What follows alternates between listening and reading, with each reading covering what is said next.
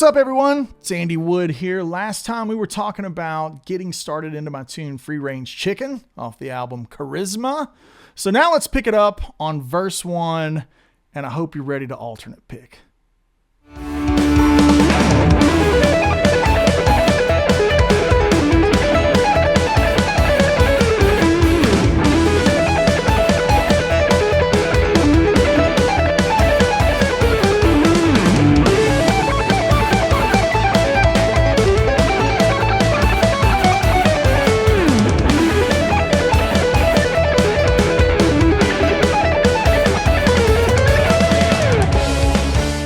All right, so I'm going to use a little bit of a less aggressive tone here to teach when I play the tune.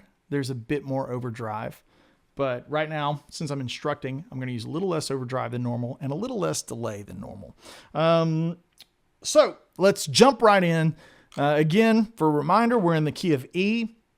This section, if you're listening, is actually in 4/4 the whole time. I use a bit of a metric sleight of hand, if you will. And this is the type of device that I have lifted from my favorite banjo players. My biggest influences in life, a lot of them are banjo players. We're talking Bela Fleck, Tony Trischka, guys like this. If you don't know these names, go right now and listen. Very common to hear them use these rolls, but instead of it being the same thing over and over again. Okay, let's play an E7 arpeggio over and over again. Already you're predicting what's going to happen next. You already kind of know what it feels like, no matter the speed. Like, it does not matter what speed we're going to bubble through. You can predict it.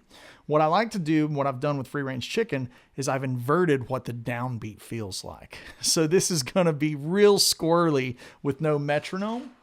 So let me just reach back here in my tried and trusted vault and grab this old guy so you can hear what it sounds like against a downbeat. It'll just be in the vocal mic.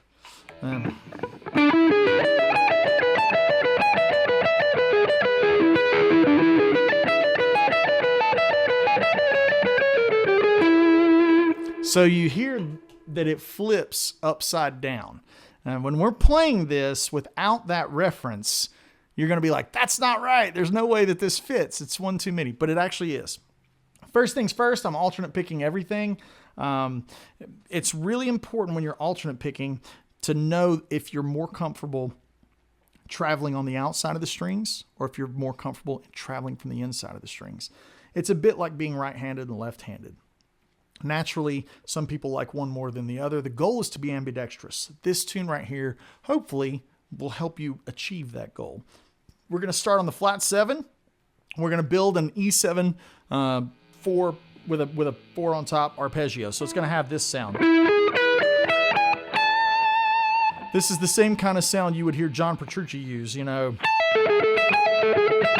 That kind of sound. So if you ever learned anything from him, you're going to hear that kind of sound here too. So flat 7, 1, 3, 5, 7, all the way up. If you notice, it's not an even amount of notes per string. This is also a big deal with alternate picking. A lot of guys like to alternate pick things that are sequential. 1, 2, 3, 1, 2, 3, 1, 2, 3, 1, 2, 3, 1, 2. Because the right hand doesn't have to reset itself. Right?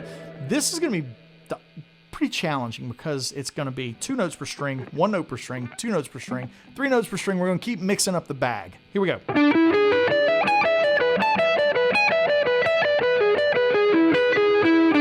This section right here, keep an eye on it.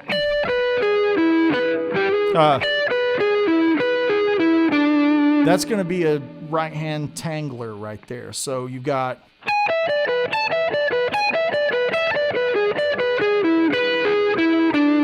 So we're going to take that, and now on the reverse, when we go back up it and come back down it, it's going to be on the other side of the beat.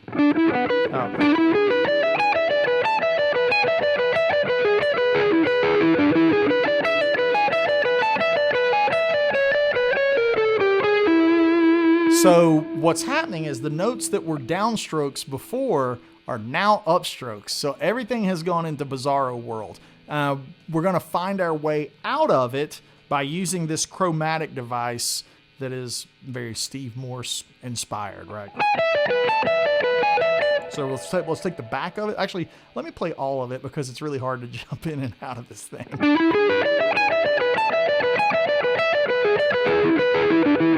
Here we go.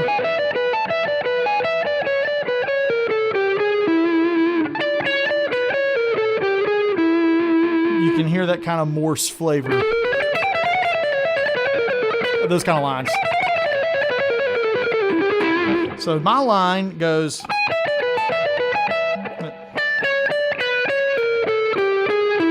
So it's walking back and forth starting on the flat 7.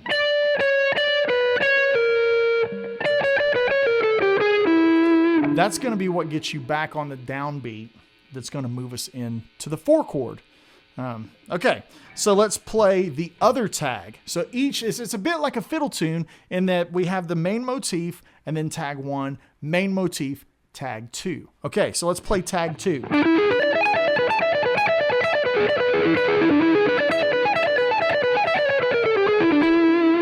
That one walks straight down with a bounce on the root to the flat 7.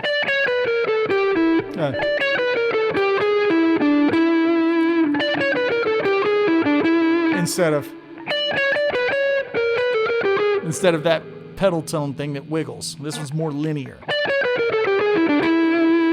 So the tune itself is a bit like a tongue twister. Would it be called a tune twister at that point? Yeah, a bit like a tongue twister.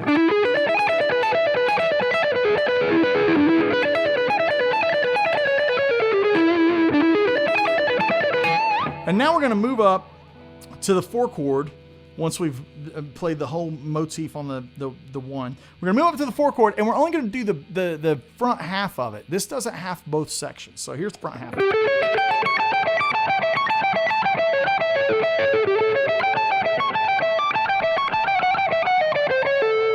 So it has the pedal tone walk down on the 4 chord.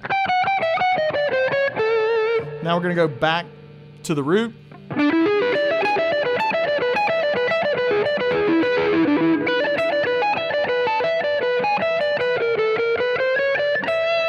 And this has got tag 3, which is actually our final.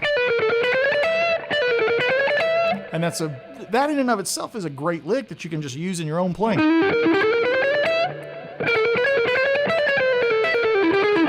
Yeah, all of these type of devices can be used in your blues playing. They can be used in your rock playing, metal playing. I mean, you oftentimes heard guys like even Dimebag Darrell using these types of motifs around those diminished kind of ideas that he would look at. Again, this stuff can be used in jazz and rock. That's why I love it so much. And kind of the theme of my music and who I am is just blending all of my favorite things and making my own gumbo. So dig into this. Alternate pick. I wish I had better advice, but start with a downstroke, follow with an upstroke, repeat as needed. And most importantly, if you feel any tension and you feel any pressure, delete that way from your memory. Basically, it's like physics. You're trying to not. You want to be relaxed. You don't want to be tight. You don't want to be playing from the elbow. This tempo is very aggressive, and you've got to play this tempo for almost 5 minutes. So if you're tense in the first 10 seconds, it ain't going to cook for the rest of the song. Best of luck to you. See you next time.